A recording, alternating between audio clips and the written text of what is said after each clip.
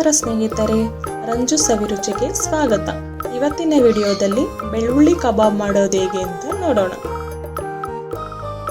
First ಒಂದು ಜಾರಿಗೆ 3 ಗೆಡ್ಡೆಯಷ್ಟು ಬೆಳ್ಳುಳ್ಳಿ ಸೇರಿಸ್ತಾ ಇದ್ದೀನಿ. ಸ್ವಲ್ಪ ಶುಂಠಿ,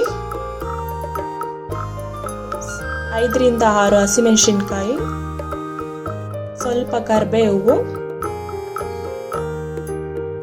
ಸ್ವಲ್ಪ ಕೊತ್ತಂಬರಿ ಸೊಪ್ಪು ಇಷ್ಟನ್ನು ಹಾಕೊಂಡು ಸ್ವಲ್ಪ ನೀರು ಸೇರಿಸ್ಕೊಂಡು ಇದನ್ನ ರುಬ್ಕೋಬೇಕು.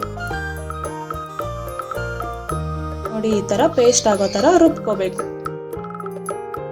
ಇವಾಗ ಒಂದು ಪಾತ್ರೆಗೆ 1/4 ಕಪ್ ಅಷ್ಟು ಮೈದಾ ಹಿಟ್ಟು ಸೇರಿಸ್ತಾ ಇದ್ದೀನಿ. 1/4 ಕಪ್ ಅಷ್ಟು ಕಾರ್ನ್ ಫ್ಲವರ್, 2 ಸ್ಪೂನ್ ಅಷ್ಟು ಅಕ್ಕಿ ಹಿಟ್ಟು, 1 ಸ್ಪೂನ್ ಅಷ್ಟು ಕಡಲೆ ಹಿಟ್ಟು. ಇವಾಗ ಒಂದು ಮೊಟ್ಟೆ ಹಾಕ್ತಾ ಇದ್ದೀನಿ. 1/4 ಕಪ್ ಅಷ್ಟು ಮೊಸರು ಹಾಕ್ತಾ ಇದ್ದೀನಿ.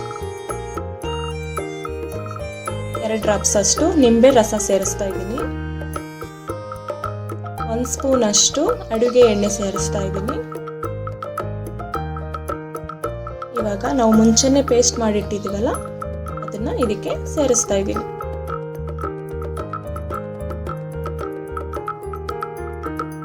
ರುಚಿಗೆ ತಕ್ಕಷ್ಟು ಉಪ್ಪು ಹಾಕೋಬೇಕು.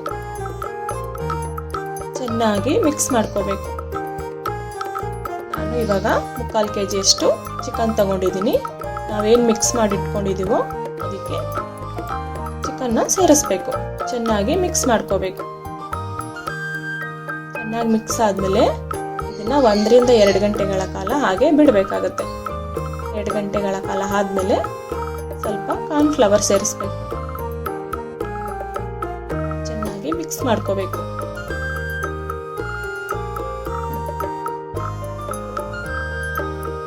ಇವಾಗ ಎಣ್ಣೆ ಬಿಸಿಗಿಟ್ಟಿದ್ದೀನಿ. ಎಣ್ಣೆ ಬಿಸಿ ಆದಮೇಲೆ ಚಿಕನ್ನ ಇದಕ್ಕೆ ಹಾಕೋಬೇಕು.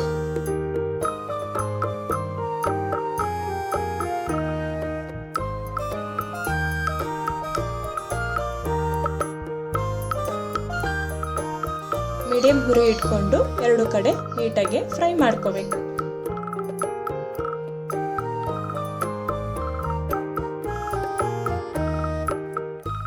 ನೋಡಿ, ಈ ತರ ಕಂದು ಬಣ್ಣ ಬಂದಿದೆ ಅಂದ್ರೆ ಚಿಕನ್ ಕಬಾಬ್ ರೆಡಿ ಆಗಿದೆ ಅಂತ ಅರ್ಥ. ಸ್ವಲ್ಪ ಕರಿಬೇವು ಹಾಕೋತಾ ಇದ್ದೀನಿ. ಕರಿಬೇವು ಹಾಕೊಂಡು ನೀಟಾಗಿ ಫ್ರೈ ಮಾಡ್ಕೋಬೇಕು. ಇವಾಗ ಚಿಕನ್ನ ತೆಕ್ಕೋಬೇಕು.